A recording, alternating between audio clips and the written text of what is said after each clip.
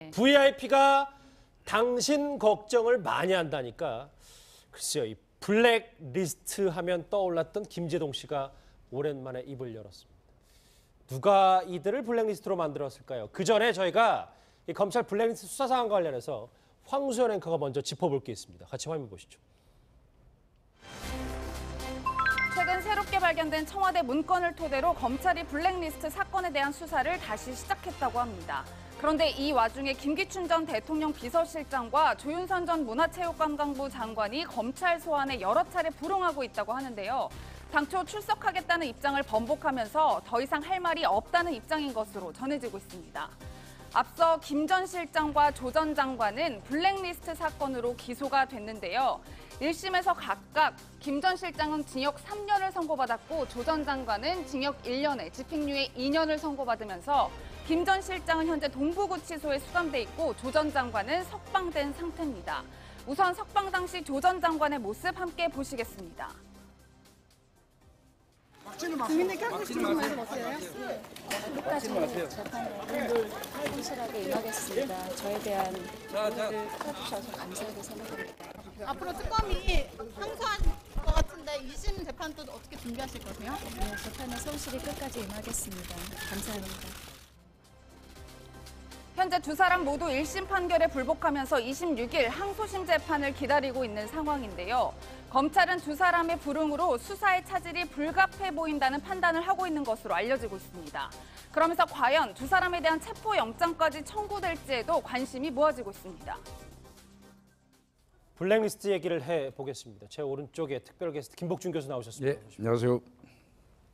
제가 사과의 말씀을 하나 드리면 강일홍 팀장님은 인사를 드리는 게 아니었고 먼저 지금 가신 김성환 평론가 인사드렸어야 됩니다. 강 팀장님 또 뵈서 반갑습니다. 네, 반갑습니다. 오른쪽에 준비한 거 한번 같이 보시겠습니다. 블랙리스트 관련 얘기를 좀 지금부터 해봐야 될 것 같은데요. 그들은 왜 블랙이 되었나? 뭐 김제동 씨, 이준기 씨, 유준상 씨, 정준환 씨, 장준환 감독이죠. 이 얘기를 좀 해봐야 될 것 같습니다. 먼저 김제동 씨가 노제 사회를 봤다는 이유로 본인이 블랙리스트가 됐다. 이현정 의원님, 이거 좀 자세히 설명이 필요할 것 같아요. 그러니까 이제 아마 연예인들이 이제 사회적 문제에 관심을 갖는 걸 뭐 소셜 테이너라고 그러죠. 아무튼 그 김제동 씨 같은 경우는 그 전까지만 하더라도 조금 이제 그 방송에서 이제 MC로 많은 역할을 했습니다.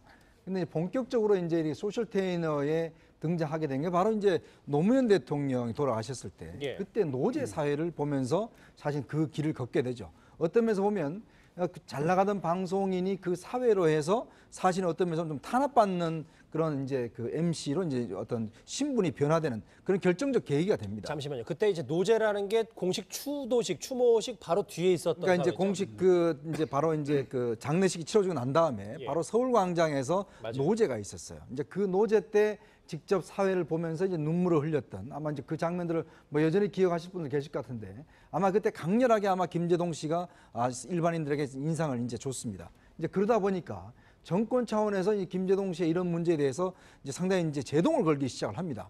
더군다나 김제동 씨가 그 다음 해에 이제 추모 1주기 그때도 사회를 이제 보기로 했었거든요. 그 중간에 바로 국정원이 개입을 해서 그 이제 국정원이 김제동 씨를 만나서 그냥 당신 참 잘 나가는데 우리 대통령님께서 당신은 이명박 대통령이죠. 걱정이 참 많으시다. 그러면서 좀 사회를 안 봤으면 어떻게 좋지 않겠는가 이런 식으로 이제 압력을 넣었다는 것이 이제 이번에 블랙리스트와 또 본인이 어제 직접 이 상황에 대해서 좀 공개를 했습니다. 예, 그 말씀 이어가면 어제 김제동 씨가 본인이 어떤 외압을 받았는지 폭로를 했습니다. 그 목소리 같이 한번 집중해서 들어보시죠. 저 만나는 보고 문자를 국정원 담당자한테 보내야 되는데 국정원 직원이 저한테 보냈어요. 그래서 간첩 잡겠어요? 18시 30분 설해마을 김제동 만나 이렇게 저한테 보냈어요. 그 제가 전화했어요. 문자 잘못 보내신 것 같습니다. 노제 사회를 봤으니까 이제 일주기에는 안 가도 되지 않냐? 제동 씨도 방송해야 되지 않냐? 자기가 VIP한테 직보하는 사람이라 그랬어요. VIP께서 걱정이 많다고. 내 걱정이 많대. 김 교수님, 뭐 네. 김제동 씨의 말이 사실이라면 국정원 직원이 연예인을 사찰했다, 뭐 저희가 이렇게 보면 되는 건가요? 아니 저는 이제 뭐 수사 기능적인 측면에서 보니까 김제동 씨의 지금 이 그 발언은 지금 저 국정원 TF팀에서 검찰에다가 이 블랙리스트 관련해서 고발했지 않습니까? 지금 고발한 상태인데 검찰 측 입장에서 볼 때는 굉장히 좋은 단서를 지금 제공하고 있네요. 김재동 씨. 지금 김재동 씨가 얘기하는 하는 그 국정원 직원, 이를테면 김재동 씨를 회유하려고 만났던 그 직원은 찾을 수 있을 거 아닙니까? 그러게요. 그렇다면 그 국정원 직원을 찾아가지고 수사하면 블랙리스트 관련해서 수사는 굉장히 순조롭게 진행될 수 있을 것 같다는 생각이 들어요. 근데 이제 그 내용을 좀 제가 좀 보니까 18시 30분에 설해마을 김재동 만남 하는 문자를 김재동 씨한테 잘못 보냈다. 즉 얘기하면 국정원 내부 계통에 보고할 거를 김재동 씨한테 보냈다는 거 아니에요. 이거는 사실일 수도 있고 혹은 실제로 너를 내가 이렇게 관리 보고하고 있다는 거를 슬쩍 흘리기 위해서 보내는 수도 있어요. 꼭 잘못만은 아닐 수도 있다. 예, 요 부분은 좀 따져볼 필요 있고요. 그러니까 일반적으로 수사관들이 그런 경우도 있기는 해요. 심리적인 어떤 압박을 가하기 위해서. 이제 그런 수법일 수도 있고요. 그 다음에 이제 뭐 본인이 VIP께 직접 직보하는 사람이다. 지금 이제 직보라고 그러는데 그렇게 얘기했다고 그러는데 그거는 아닐 겁니다. 직보하는 사람이 김재동 씨를 직접 만날 일은 없어요. 그러니까 직보는 아니고 돌아서 직보겠죠. 그래서 이제 그 부분은 조금 현실적으로 좀 사실이 아닌 걸로 보여져요. 김복준 교수님이 저 한 인터뷰 갖다가 많은 얘기를 풀어주셨어요. 최 변호사님, 네. 저 얘기가 좀 많이 의미심장한 게 VIP니까 당시 이명박 전 대통령이 걱정이 많다고, 김재동 씨 걱정이 많대요, 이렇게 전했다는 겁니다. 그렇습니다. 아시다시피 VIP는 귀빈이기도 하고 특히 공무원 사회에서는 대통령이라는 것을 얘기를 하는 것의 대명사가 VIP 아니겠습니까? 저는 김복준 교수님, 김 박사님 말씀이 아주 정확하다고 생각을 합니다. 실제로 지금 보면은 국정원 직원들 같은 경우에는 본인이 어떤 국정원이라는 걸 얘기를 명함도 따르게 해서 실제 대관 업무 같은 것을 상당히 많이 하죠. 그런데 이와 같은 어떤 개인을 만나는 사람이 과연 대통령과 직접 직보를 한다? 사실 그거는 믿기가 어려운 것이죠. 아마 약간 쇼맨십이 있었던 그런 사람인 것 같고 본인의 어떤 지휘 라인에 있었던 사람을 통해서 이 청와대에서 김재동 씨에 대해서 상당히 좀 걱정을 한다거나 그런 얘기를 하니까 그것을 전달하는 과정에서 마치 자기가 이제 이명박 대통령에 대해서 청와대에 직보하는 그런 식으로 약간 좀 어떻게 보면 과장했는 그런 것 같은데 설령 그것이 과장됐다 하더라도 여전히 이 청와대를 넘어서 국정원의 하나의 직원으로서 그와 같은 것을 했다는 점에 있어서는 좀 지나쳤다는 점, 특히 보면 그때야 어떻게 넘어갔다고 하지만 지금 이렇게 정권이 바뀐 이 시점에서는 오히려 결국 이런 것을 통해서 국정원 자체가 공격당하고 또 적폐로 몰리는 그런 계기를 또 마련해 준 것 같습니다. 준비한 거 한번 더 보실게요. 첫 번째 김재동 씨 얘기를 해봤다면 두 번째, 아직도 왜 이 배우 유준상 씨가 블랙리스트에 있는지 궁금하신 분들이 많을 것 같습니다. 예, 네. 검찰에 이제 항의 글을 썼다는 이유로 블랙리스트에 올랐다는 건데 도대체 어느 수준의 글을 썼길래 블랙리스트까지 가게 된 건가요? 말씀하신 대로 그 이전까지는 김재동 씨라든가 김미화 씨 이렇게 어떤 사찰과 관련돼서 논란이 계속 있었는데 이준상 씨는 아주 의외라는 그런 당시에는 그랬습니다. 근데 사실 이준상 씨가 대검 홈페이지에 굉장히 과격한, 그러니까 어떻게 보면 분노에 찬 글을 올리게 됩니다. 그때는 사실 처음에는 익명으로 올렸기 때문에 누군지 몰랐는데 결국 유준상 씨로 밝혀졌다. 이것도 아마 어쩌면 국정원이라든가 어떤 사법 기관에서 이거를 밝혀냈을 가능성도 있다, 이렇게 의혹은 있는데요. 어쨌든 유준상 씨가 그때 언급했던 내용들이 마치 이제 노무현 전 대통령이 서거한 이후에 어떤 연예인들이 같은 감정, 이런 굉장히 그런 거에 대해서 검찰이라든가 국정원 사찰하는 사람들에 대한 분노의 감정을 육두문자까지 써서 올렸기 때문에 그거에 대해서 그 이후에 유준상 씨와 관련된 부분이 계속 언급이 된 겁니다. 그래서 본인은 이제 익명으로 글을 올렸는데 네. 나중에 본인인 건 밝혀져서 블랙리스트에 올랐다. 이 부분이군요. 검찰 항의글 말고 이분 또 한 분 있습니다. 배우 이준기 씨도 광우병 관련해서 비판을 했다고 하는데요. 저 강일홍 팀장님. 이준기 씨가 이게 한 번이 아니고 여러 차례 광우병에 대한 우려의 목소리를 지속적으로 냈나 보더라고요. 예.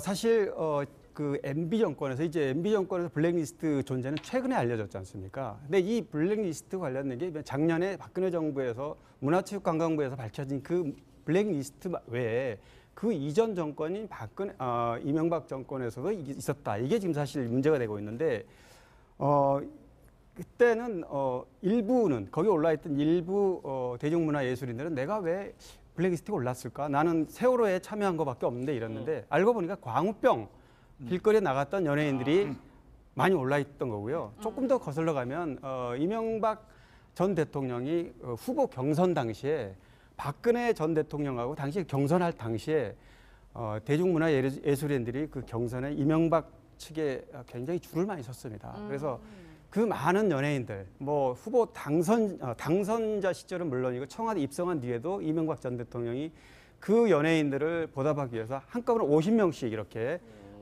수차례 걸쳐서 그런 자리를 하는 그런 증거들이 지금 다 나와 있는데요. 결국 그 과정에서 우호 연예인, 자신을 도와준 우호 연예인 명단을 만들다 보니까 그 반대편에 섰던 연예인들, 그다음에 좀 더 정부의 비판적인 연예인들을 알겠습니다.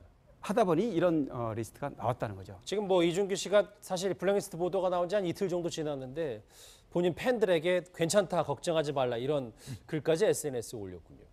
지금 이준기 씨, 유준상 씨 그리고 김재동 씨 얘기까지 해봤는데 다음 인물은 바로 이 사람입니다. 목소리부터 먼저 만나보실까요? 기분이 묘하죠. 묘하기도 하고 다시금 화가 나기도 하고 제가 왜 거기에 올라갔는지 의아한 부분이 있어요. 다시 생각을 해봤더니 네. 제가 광우병 집회 때 뭐 이럴 때 네.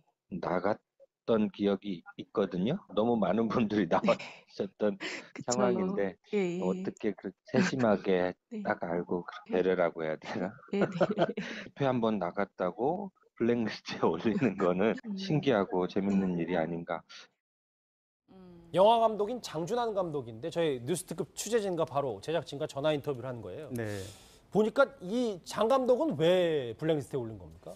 본인도 처음에는 왜 올랐는지 몰랐다고 그랬습니다. 그런데 나중에 알고 보니까 광우병 당시에 길거리에 나갔던 게 아하 그렇구나 이렇게 이제 얘기를 했는데 장준환 감독은 아내가 바로 배우 문소리 씨입니다. 그래서 그렇죠. 부부가 같이 블랙리스트에 이번 올라와 있고요. 전체가 82명인데 영화 감독만 52명입니다. 가장 많죠. 근데 영화 여배우 중에서 몇 명 되지 않는데 그 중에 아내인 문소리 씨가 이제 돼 있고 그래서 오죽하면 뭐 장 감독은 내가 문소리 씨와 결혼했기 때문에 혹시 같이 블랙리스트 올라간 게 아닌가 그런 얘기를 저희는 인터뷰할 때도 그렇게 얘기를 하던데 알고 보니까 광우병이었던 거죠. 그래서 저희가 본인은 위트가 좀 있어서 저희 인터뷰에서 내가 문소리와 결혼해서 지금 블랙리스트 올랐나 이런 농담까지 해서 그 목소리 장준환 감독의 목소리 한번 듣고 오겠습니다. 문소리 씨랑 결혼을 해서 그런가. 네. 저희 부부가 지금 서로 바빠가지고 요즘에 못 만나는데 뭐 안 만나도 기분은 알 수 있지 않을까요? 때마침 그때 아이를 가졌고요. 낳아서 키우고 이러는 시기였어요. 운이 좋은 건지 뭔지 모르겠지만 네. 그때는 왕성하게 활동할 수 없는 시기였고.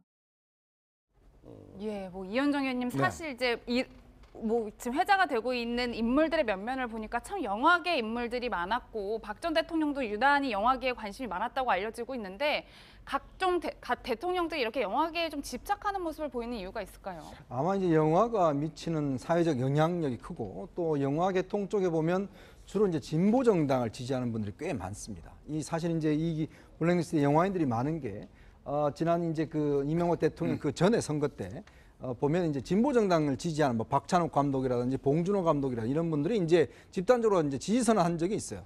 그 리스트가 그대로 블랙리스트로 다 옮아가는 경우가 있습니다. 그러니까 그만큼 이제 어떤 면에서 보면 영화라는 매체가 사회적으로 보면 상당히 좀 진보적인 그런 어떤 좀 측면이 있고 또 배우도 마찬가지고 이제 그런 분들이 있는 반면에 실제로 이제 각 정권마다 이 항상 연예인들을 이제 좀 지지 대열에 이제 또 하기 위해서 정말 물밑에서 굉장히 많은 걸 하거든요. 왜냐하면 이제 연예인들이 대중들을 친숙하고 또 선거 운동에 많이 동원되기도 하기 때문에 이제 그런 것들이 있어서 결국 정권이 넘어서면서 이게 이제 블랙리스트한 형태를 통해서 간접적으로 이제 상당히 이제 압박을 가하고 또 출연 정지를 당하고 이제 그런 이제 악순환들이 지금까지 이제 계속되어 오고 있는 그런 상황 같습니다. 그들은 네, 말씀하십시오. 이 광우병 관련돼 가지고 좀 생각나는 게 있는데요. 그때는 제가 현직에 있을 때예요. 사실 이명박 정부에서 이 광우병 관련된 건 거의 뭐 트라우마를 앓는다고 해도 과언이 아닐 정도였고요. 그 당시에 사실 이제 이거 뭐 이준기 씨 같은 경우도 이제 그 연행 과정, 강제 연행 과정, 해산 과정에 대해서 비판적인 글을 굉장히 많이 올렸어요. 저 그 내용 알고 있습니다. 근데 그 당시에 이제 경찰에서 진압하는 방법이 명박산성이라고 그랬어요. 예.